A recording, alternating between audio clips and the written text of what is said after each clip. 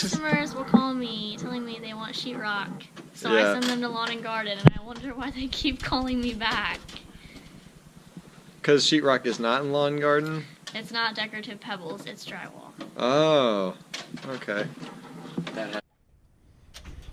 The yellow line he's got in his hand right now is going to feed in through that connector, like so.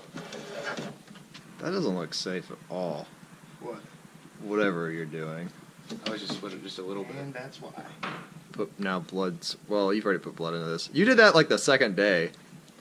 Okay, so everybody look away. Don't die, please don't die. Look away, Hannah. Why do you have to look away? Because if it explodes, then it turns on. No explosion. Okay, so now we're gonna go upstairs and test those receptacles we just plugged in. In theory. Woo! Okay, we have a working outlet upstairs now. Okay, so today is New Year's Eve. Linus stayed here last night. We worked here till about 2:30, and it looks like Linus kept working after I left. He's got drywall up all along this wall now, and up onto that one. It's all insulating here now, so it's staying pretty warm. So Linus has some coffee. I'm gonna bring about some muffins. Okay, so I don't have any real cooking utensils. I don't have any appliances here, but I do have this toaster, and I'm warming up a muffin on it for Linus. I think this one's about done, so I'm gonna go deliver it to him. Here you go. Well, I appreciate you, good sir. Here's your muffin. Linus and I were sitting here on the futon, and we noticed some bits of snow coming in from the top of the roof. And what's happening is, if you look up here, sometimes when snow comes in a really hard wind, it'll come up underneath the ridge cap and then just kind of like sprinkle on through. And it almost looks like it's like little pieces of drywall dust when it was coming down. That's what we thought it was at first. So my roofers are coming out in a couple weeks, and they're going to install these things called closures, which kind of block off the ridge cap from up there to prevent that from happening more, because we don't want to get snowed on. And so outdoor electrical fixtures have been the bane of my existence. I finally got this outdoor light done here. Is the last fixture I had to put in. I got to put in the bracket from the outside. Yeah. So it's January 3rd, 2018. And I figured I'd give some updates as far as everything that's going on. We've got a lot of stuff ran to the electrical box. Maybe you can't see, maybe you can't see. But a lot of it's not hooked up yet. But we've pulled wiring to everything. So like this big black wire is for the stove.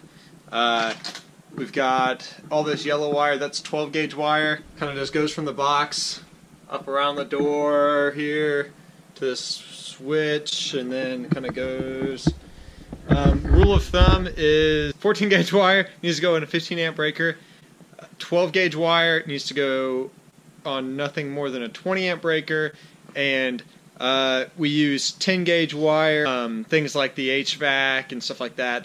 That's going to go on a 30 amp breaker. We've got a couple things electrical wise that still need done. We need to get our heaters hooked up.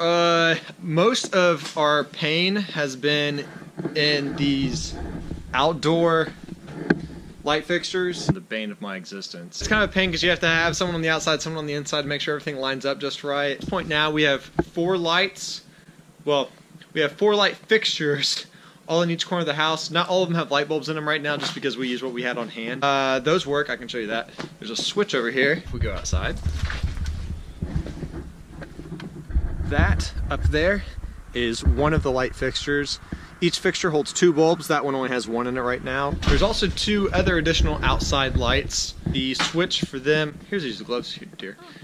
The switch for those lights is right here. Well, it isn't here right now. It goes just outside this door, or just outside. There's one box here. Following symmetry on the other side of the door, there's another one of these boxes. They're kind of just prettier light fixtures. There'll be a deck out front, and those are just kind of to keep that place a little lit up and everything. These outdoor outlets, there's one under this window and one under the window over there. This outlet, the switch for these 2 lights, the outlet that's underneath that window, this outlet, are all in the same breaker, along with that switch for the ceiling fan that isn't there yet. That's all in one breaker. All of those devices are kind of on the upper threshold of a 20 amp breaker, but we should be fine. One other piece of wiring we did in here was we have a 2-gain box, which is not nailed to the wall, but it will be right here, that this pulls through and this pulls through. And what those are for, they're for speakers. So there'll be a speaker that goes up there and a speaker that goes up there, and that's what that wire's for. I'm gonna go ahead and take you upstairs now so you can see the progress that's been made up there. Okay, so up here it's a little bit more finished looking. So we have drywall up here. Linus has drywalled all along this wall. All the insulation is in here now. We went ahead and put these wall studs up and these wall studs up. Eventually there'll be like a little tiny bathroom in here. Not anytime soon though. So now what Hannah and I are gonna do is we're gonna try to finish insulating this room. So we're here insulating right now. Basically you kind of roll the insulation into the stud space.